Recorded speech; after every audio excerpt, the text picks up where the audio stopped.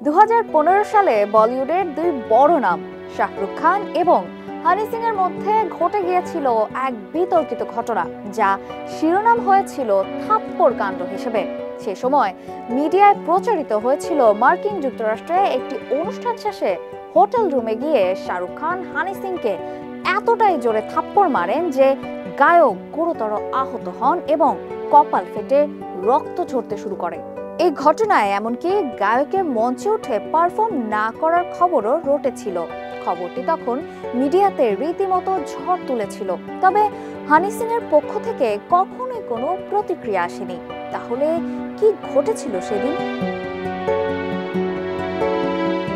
বলিউড বাদশাহ শাহরুখ খান, জনপ্রিয় rap singer Honey Singh এর একটি বিতর্কিত ঘটনা সামনে আসে 2015 সালে, যা নেট দুনিয়ায় থাপ্পড় কাণ্ড শিরোনামে বেশ ভাইরাল হয়েছিল।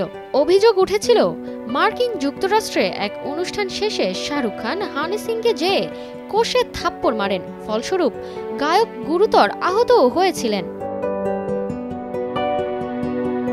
কিন্তু 9 বছর পর এই ঘটনার সত্যতা নিয়ে অবশেষে মুখ খুললেন হানি সিং। সম্প্রতি এক সাক্ষাৎকারে তিনি জানান, ওই সময়ের সমস্ত খবর ছিল একেবারে মিথ্যে এবং এটি ছিল সম্পূর্ণ রটনা। তিনি স্পষ্ট ভাষায় বলেন, শাহরুখ খানের সঙ্গে আমার কোনো ঝামেলা হয়নি, মিডিয়া একেবারে মিথ্যে খবর প্রচার করেছে।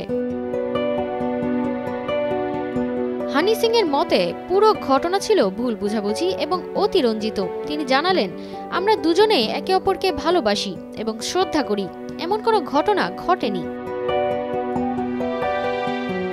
তবে 2015 সালে যা কিছু হয়েছিল তা আজও মানুষের মনে রয়ে গেছে। শোনা যাচ্ছিল হানি সিং এর মঞ্চ পারফরমেন্সও প্রভাব পড়েছিল এই খবরের কারণে, যদিও হানি সিং জানালেন তার উপর এটি কোনো প্রভাব ফেলেনি। তবে এখন দীর্ঘ 9 বছর পর একথা পুনরায় খোলাসা হওয়ায় ব্যাপারটি ভক্তদের মাঝে নতুন করে আলোচনার সৃষ্টি করেছে এবং অনুসারীরা আরও ভালোভাবে উপলব্ধি করতে পারছেন। তারতিবা ফারুহি, কালের কণ্ঠ।